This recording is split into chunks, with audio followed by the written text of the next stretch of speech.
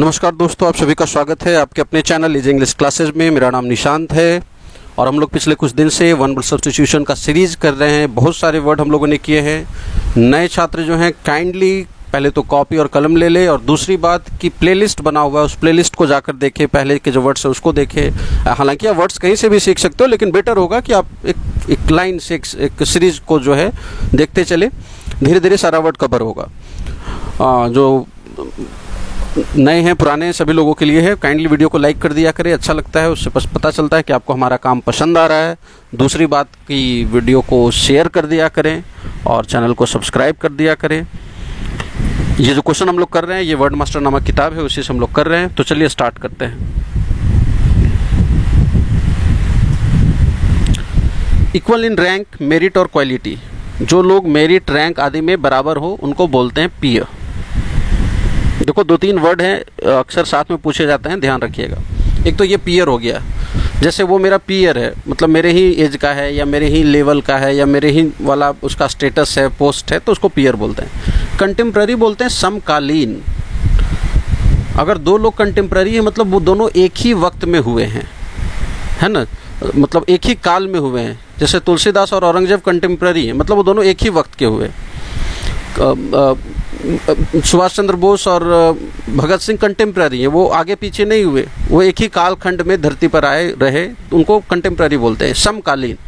Colleague का अर्थ होता है सहकर्मी, जो आपके जगह पर जहां आप काम करते हैं वही काम करे। अब कलीग पीयर हो जरूरी नहीं, मेरा जूनियर भी मेरा कलीग है, सहकर्मी है, वो उसी ऑफिस में काम करता है जहां मैं काम करता हूं, लेकिन वो मेरा पीयर नहीं है। पीयर उसको बोलते हैं जो बराबर रैंक का हो। चम किसी दोस्त को बोलते हैं, ये बोलचाल का शब्द है। दोस्त को पैल भी बोलते हैं, फॉक भी बोलते हैं, बहुत सारे वर्ड हैं। किसी लेक्चर आदि में जो लोग होते हैं उनको क्या बोलते हैं। अब देखो यहाँ पर भटका दिया, ऑडियंस और स्पेक्टेटर दो वर्ड दे दिया। देखो स्पेक्टेटर का अर्थ होता है दर्शक, खास तौर पे किसी स्पोर्ट्स जो गेम वगैरह का जो देख रहे हो ना, स्टेडियम में जो मैच देख रहे हो उनके लिए वर्ड ज़्यादा इस्तेमाल होता है। तो कंसर्ट या लेक्चर के लिए वर्ड ऑडियंस सही होगा। कांग्रीगेशन धार्मिक सभा को बोलते हैं, कांग्रीगेशन धार्मिक भीड़, धार्मिक सभा को। और मॉब बोलते हैं गुस्साई भीड़, इरेट मॉब, या कोई ऐसी भीड़। देखो भीड़ को क्राउड बोलते हैं, और भीड़ जब नियंत्रण से बाहर हो जाती हो या भीड़ जब हिंसक हो जा रही है, गैर कानूनी हरकत कर रही है, तो मॉब बोलते हैं। अ पर्सन हु स्निक्स, स्निक का अर्थ होता है चुपके से कहीं प्रवेश करना, भर्व है। A person who sneaks into a country, जो किसी देश में चुपके से प्रवेश कर रहा है उसको इन्फिल्ट्रेटर कहते हैं, घुसपैठिया बोलते हैं। इन्फिल्ट्रेट से बना, इन्फिल्ट्रेट ई अगर जोड़ दोगे ना यहाँ पर तो ये भर्व हो जाएगा, और ओवर जोड़ देंगे तो नाउन हो जाएगा। इंट्रूडर भी बोलते हैं, घुसपैठिया को इंट्रूडर भी कहा जाता है। और स्नाइपर बोलते हैं जो गोली चलाता हो छुप कर कहीं से, है ना, निशाना साध कर। इन्वेडर बोलते हैं हमला करने वाले को। एग्रेसर बोलते हैं जो उग्र एग्रेशन दिखा रहा हो। आगे बढ़ेंगे। A person who lives by himself, एक ऐसा व्यक्ति जो अपने आप में जीता है, अकेला जीता है। वैसे लोगों को रिक्लूस कहते हैं, एकांतवासी, जो ज़्यादा सोशिएबल नहीं होते, ज़्यादा ग्रिगेरियस नहीं होते। ग्रिगेरियस मतलब सामाजिक, मिलनसार।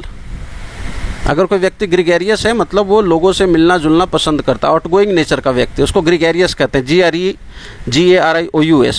और रिक्लूस बोलते हैं जो चुपचाप अकेले रहने वाला व्यक्ति होता है, जो रेटिसेंट किस्म का होता है। क्वाइटस का अर्थ होता है डेथ, मृत्यु। ये जो वर्ड है मृत्यु, या डिमाइस भी बोलते हैं, मृत्यु को डिमाइस भी कहा जाता है, या डिसीज भी कहते हैं मृत्यु को। सारे वर्ड पहले आ चुके हैं आपके।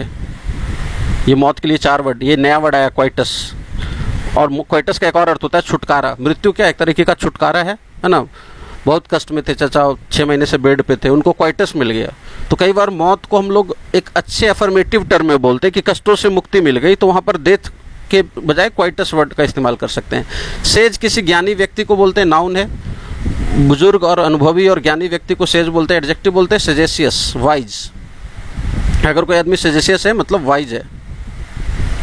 वेनरेबल बोलते हैं आदरणीय, ये वेनेरेट से बना है, वेनरेट का अर्थ होता है आदर करना, उससे बना वेनेरियल और वेनेरेबल जिसका आदर के लायक, ऑनरेबल।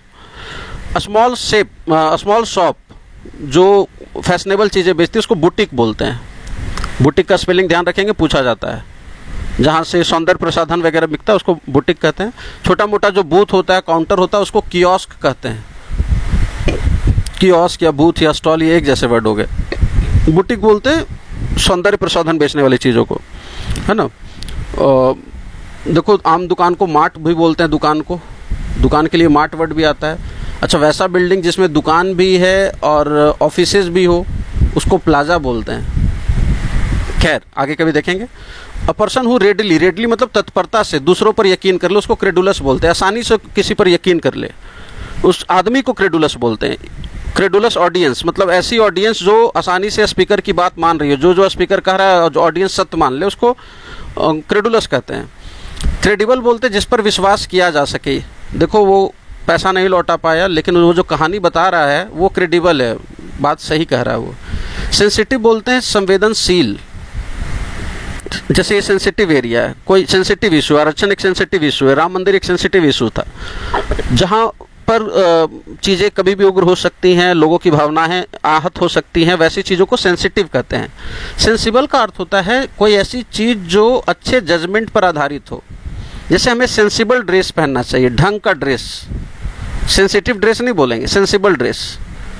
हमें सेंसिबल कार, कोई ऐसी चीज़ जिसमें लॉजिक नज़र आता है, उसको सेंसिबल बोलते हैं। अब देखो 2 आदमी का है घर में रहने वाले और 6 कट्ठा का घर बना लिया, तो ये सेंसिबल डिसीजन नहीं है, आपने पैसा फंसा दिया, पैसा बर्बाद किया, ज़मीन बर्बाद किया, रहने वाले 2 या 6 कट्ठा का मकान क्या करोगे।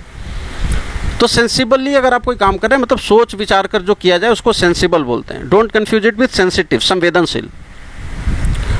पोटैटो आदि का जो छिलका उतारना, that is called peel, PEEL, और जो छिलने वाला जो टूल होता है उसको पीलर बोलते हैं।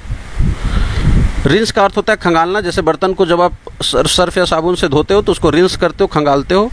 स्क्रब का अर्थ होता है किसी चीज़ को रगड़ रगड़ के उस छुड़ाना है, जैसे आप है ना दूध का बर्तन होता है, उसमें छाली जम जाती है फर्श जमीन उसके बॉटम पर, तो आप उसको स्क्रब करते हैं, या स्कॉर, किसी चीज़ को रगड़ के साफ करना। तो छिलका उतारने के लिए पील वर्ड आएगा। Explicit undertaking to do something, कुछ काम करने का जो एक्सप्लिसिट, स्पष्ट जो आप अंडरटेकिंग करते हैं कि हाँ मैं ये काम करूँगा, तो आप काम की जिम्मेदारी लेते हैं, तो उसके लिए वर्ड जो होना चाहिए वो एग्रीमेंट होना चाहिए। प्रॉमिस, सेटलमेंट वगैरह नहीं आना चाहिए इसके लिए, हालांकि राय अलग हो सकती है इस वर्ड पर। एल्डरली वुमेन, जो लड़कियों की, अनमैरिड लड़कियों की इंचार्ज हो, मतलब उनका देखभाल करने की जिम्मेदारी, उसको चैपरन बोलते हैं। मैट्रन मुख्य नर्स को बोलते हैं। मान लीजिए कहीं कुंवारी महिलाएं हैं, कुंवारी लड़कियां हैं और वो किसी टूर पे जा रही हैं, तो उनके साथ एक सीनियर, एक शादीशुदा महिला होती हैं जो उनका देख रेख करते हैं, उनको चैपरन कहते हैं। स्पिंस्टर बोलते हैं एक ऐसी महिला जिसकी शादी की उम्र गुजर गई हो और कुंवारी बैठी हो, उसको स्पिंस्टर कहते हैं। मैट्रन हेड नर्स को बोलते हैं। ये वर्ड बड़ा इंपॉर्टेंट है, इसका उच्चारण ऐसे करना, चांडलर, च में पढ़ेंगे।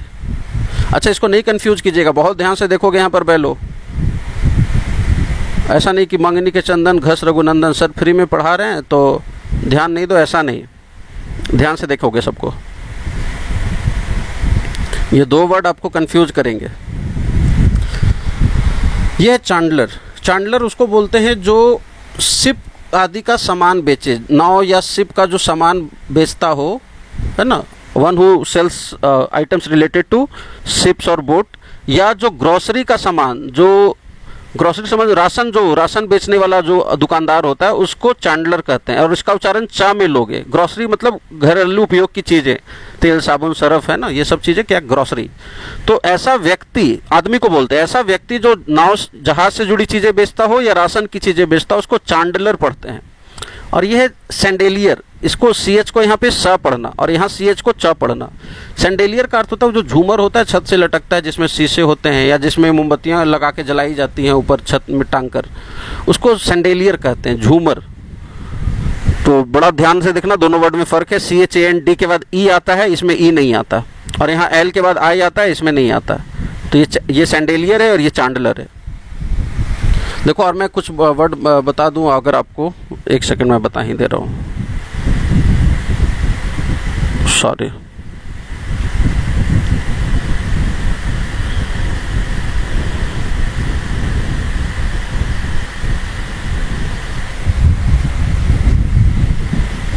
देखो,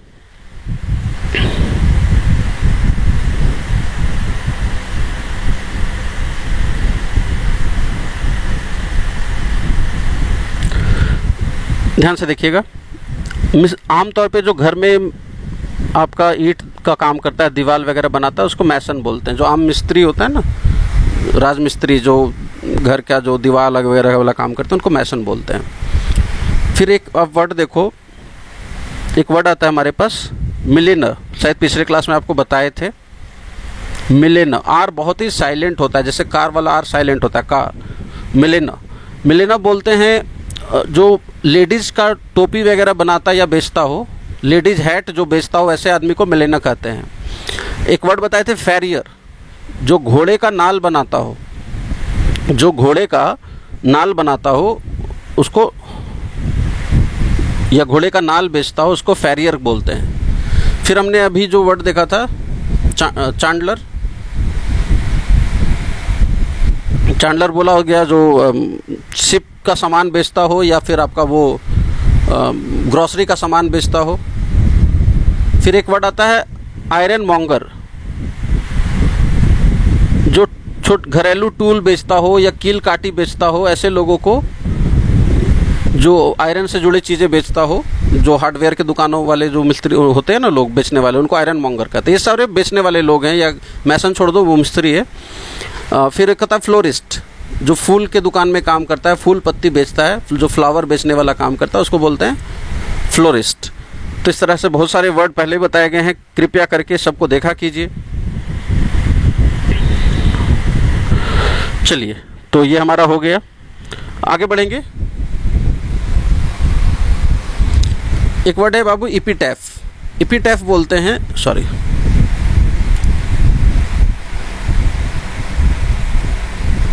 इपीटैफ बोलते हैं वो जो टॉम्ब स्टोन होता है या कब्र पे जो पत्थर होता है उस पे जो शब्द लिखे होते हैं उसको इपीटैफ कहते हैं। देखो 3 वर्ड है जो कंफ्यूज करता है, एक है इपीग्राम और एक वर्ड है इपीटैफ। मैं नीचे लिख रहा हूँ, पता नहीं आपको दिखेगा या नहीं। इपीटैफ पहले भी बताया ये वर्ड इपीटैफ। इपीग्राम बोलते हैं शॉर्ट स्टोरी को, इपीग्राम कोई शॉर्ट स्टोरी, छोटी कहानी को। इपीटैफ तो लिखा हुआ था ही, सॉरी, इपीग्राफ बाबू, सॉरी, मैंने एक ही वर्ड को 2 बार लिख दिया। देखो, इपीग्राम बोलते हैं शॉर्ट स्टोरी को, इपीटैफ बोलते हैं कब्र पे जो शब्द लिखे होते हैं, और इपीग्राफ बोलते हैं किसी घर पे जो मान ली बिल्डिंग बनती है या कोई रोड बनता है तो रोड के किनारे जो उद्घाटन वाला स्टोन लगा होता है उस पे जो शब्द लिखे होते हैं, फलानी बिल्डिंग का उद्घाटन फलाना व्यक्ति के द्वारा किया गया, उन शब्दों को इपीग्राफ बोलते हैं। कब्र पे लिखा जाए उसको इपीटैफ कहते हैं, और इपीग्राम शॉर्ट स्टोरी को। तो हमारा राइट आंसर होगा इपिसल, टी साइलेंट रखेंगे। लेटर के लिए वर्ड आता है इपिसल। और पैंटोमाइन बोलते हैं कोई हास्यास्पद स्थिति, है ना, कोई लुडिक्रस सिचुएशन, जो हास्यास्पद सिचुएशन उसको पैंटोमाइन कहते हैं। या मूक अभिनय, कोई ऐसा स्टेज पर प्ले हो जिसमें जो नायक लोग हैं वो स्टेज पर चल फिर रहे हैं और सारा जो एक्टिंग कर रहे हैं वो चेहरे के एक्सप्रेशन से या हाथ पांव हिलाकर कर रहे हैं, मुंह से कुछ नहीं बोल रहे हैं। सारे जितने भी लोग स्टेज पे ड्रामा कर रहे हैं वो सब के सब खामोश हैं। तो ऐसे नाटक को, मूक अभिनय को पैंटोमाइन कहते हैं।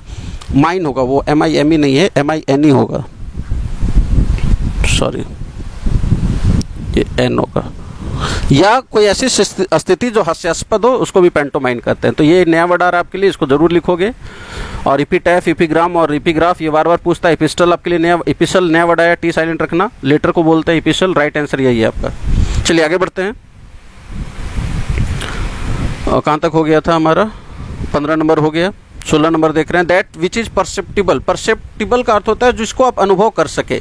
ये परसीव से बना है। परसीव का अर्थ होता है अनुभव करना, है ना। आप किसी चीज़ को छूते हैं तो आपको महसूस हो जाता है गर्म है या ठंडा है, तो आप उसको परसीव कर सकते हैं, छूकर उसका अनुभव कर सकते हैं।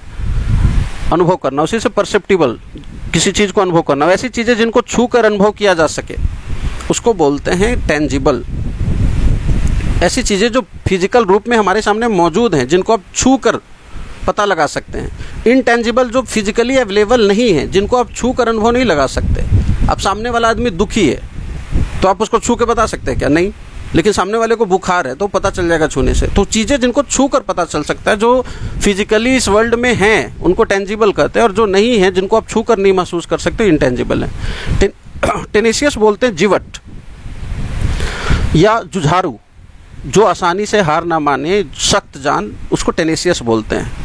कॉन्टेजियस बोलते हैं कोई ऐसी बीमारी जो छूने से फैले। Don't confuse contagious with tangible. Contagious बीमारी को बोलते हैं। Spread by touch.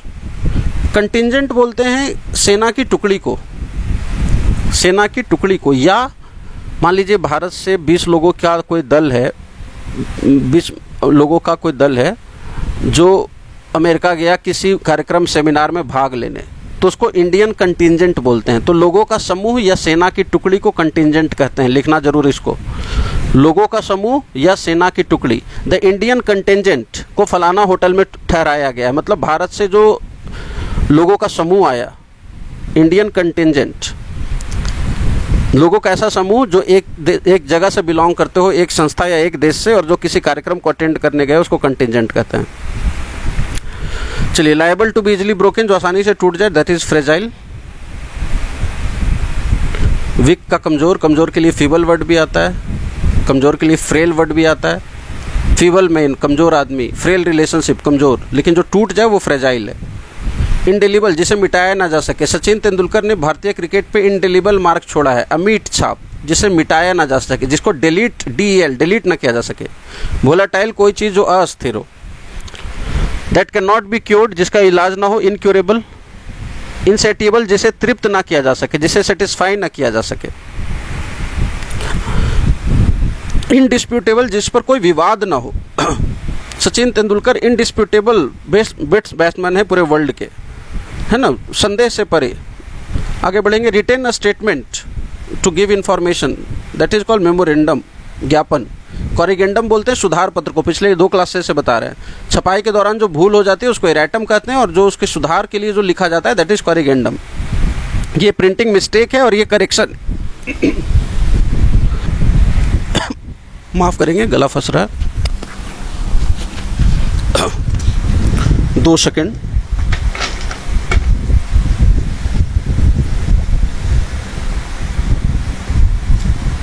चलिए देखिए, एडेंडम बोलते हैं, जो 19 का ऑप्शन ए दिख रहा है, एडेंडम बोलते हैं किसी किताब के अंत में जो एक्स्ट्रा कुछ इंफॉर्मेशन या पेजेस दी जाती हैं, that is called addendum.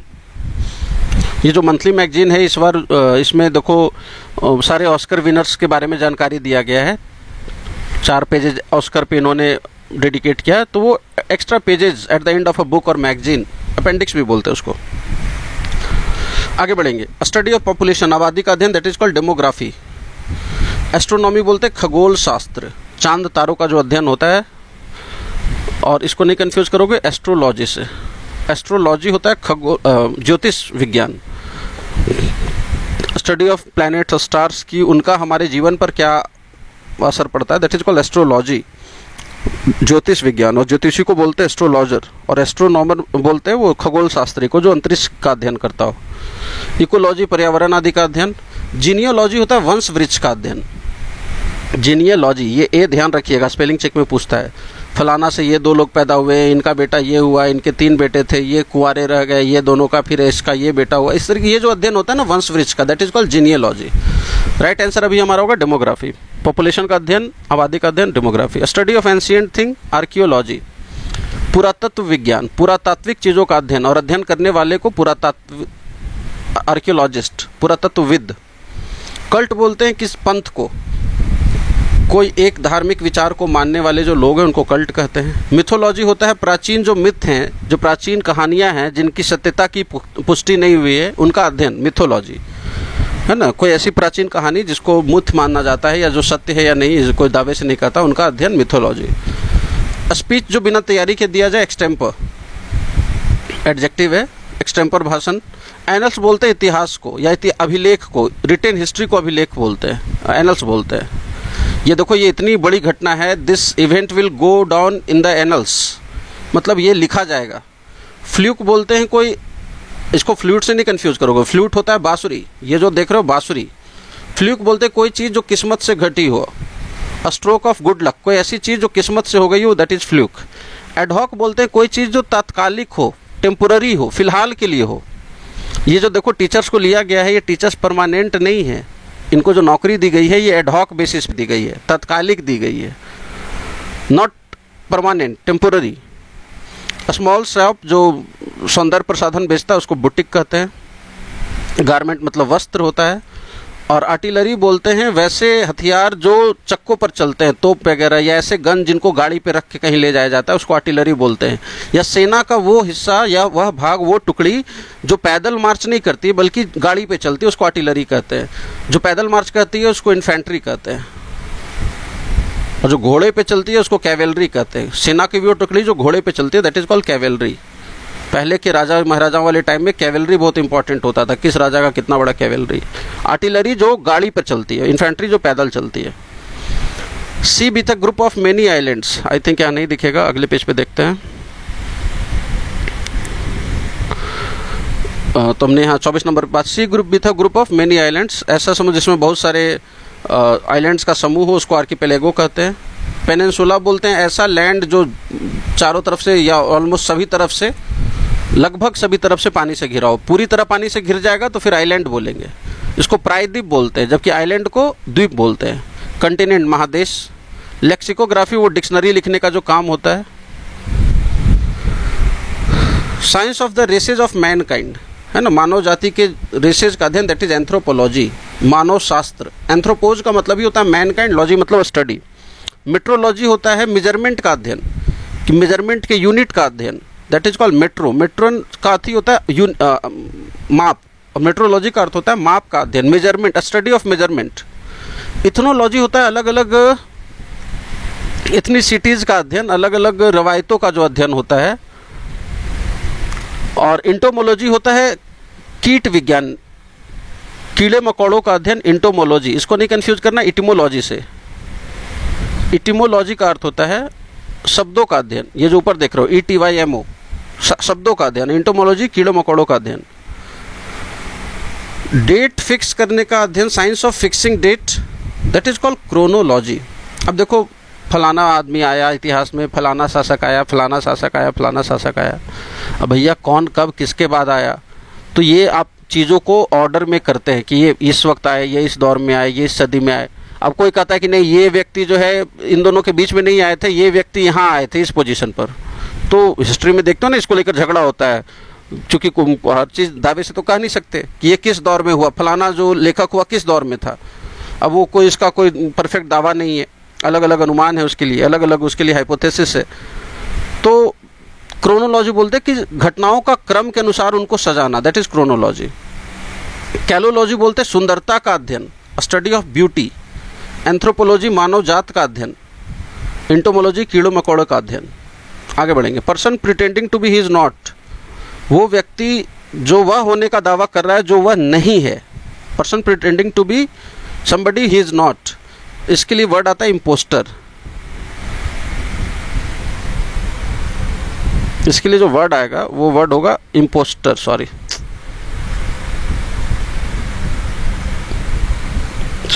1 second, ये वाला वर्ड।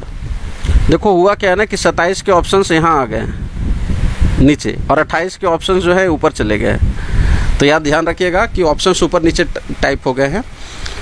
तो वह व्यक्ति जो बहुरूपिया होता है ना, जो ठग होता है, उसको इम्पोस्टर कहते हैं। लायर होता है झूठा, झूठा के लिए हमने एक और वर्ड बताया था आपको, फीवर। फीव का अर्थ होता है झूठ, और झूठ बोलने वाला फीवर, या झूठ बोलने वाले के लिए हमने आपको एक और वर्ड बताया था, परज्यूरर। विकेट का अर्थ होता है दुष्ट, शैतान, एडजेक्टिव है ये। और आर्टिफिशियल मतलब कृत्रिम, कोई ऐसी चीज़ जो मैनमेड हो। ये आर्टिफिशियल लेक है, ये नेचुरल लेक नहीं है, ये झील कृत्रिम झील है, मनुष्यों ने बनाया है। 28 नंबर देख रहे हैं, तो 27 का जो आंसर होगा वो ये होगा, इम्पोस्टर, राइट आंसर ये वाला। 28 नंबर देखेंगे, person taking an important part in the states affair. एक ऐसा व्यक्ति जो स्टेट के मामलों में इम्पॉर्टेंट पार्ट ले, उसको सेनेटर बोलते हैं। हमारे यहाँ मेंबर ऑफ पार्लियामेंट बोलते हैं। स्टेट्समैन बोलते हैं किसी बड़े कद के नेता को, प्रभावशाली नेता जिसका बहुत दबदबा हो या बहुत जिसकी लोग बात सुनते हो, उसको स्टेट्समैन कहा जाता है। मिशनरी का अर्थ होता है धर्म प्रचारक, खासतौर पे क्रिश्चियन धर्म के जो प्रचारक होते हैं उनको मिशनरी कहा जाता है। चलिए आज के लिए इतना ही, बहुत बहुत शुक्रिया। काइंडली वीडियो को लाइक करना ना भूलें, अपने दोस्तों को साथ शेयर कर दिया करें, हमारे लिए वो आपका सहयोग है एक तरीके का। और अधिक से अधिक लोग काइंडली चैनल को सब्सक्राइब करें। ये प्रयास हमारा लगातार चलने वाला है, लगातार चल भी रहा है। तो वीडियो को लाइक करना और चैनल को सब्सक्राइब करना नहीं भूलेंगे। कमेंट में जो लोग लाइव देख रहे हैं वो तो ठीक है, जो बाद में देखेंगे वो कमेंट में ज़रूर ओपिनियन दे, अच्छा बुरा जो भी है। अगर आपका कोई सजेशन है तो मैं उसे ज़रूर सुनूंगा, तो सजेशन देना ना भूलें। उससे ये पता चलता है ना, एक इंटरेक्शन होता है। अभी तो मैं यहाँ पढ़ा रहा हूँ, आप देखोगे तो आपका कमेंट आता है, तो एक इंटरेक्शन होता है और उससे एक पॉजिटिव माहौल बनता है, काम करने की प्रेरणा, एनर्जी मिलती है, तो आनंद आता है। बहुत बहुत शुक्रिया आप सभी का। इसी प्रकार अपना प्यार देते रहे, अपना सहयोग देते रहे। Thanks for joining. That's all for the day. बहुत बहुत शुक्रिया।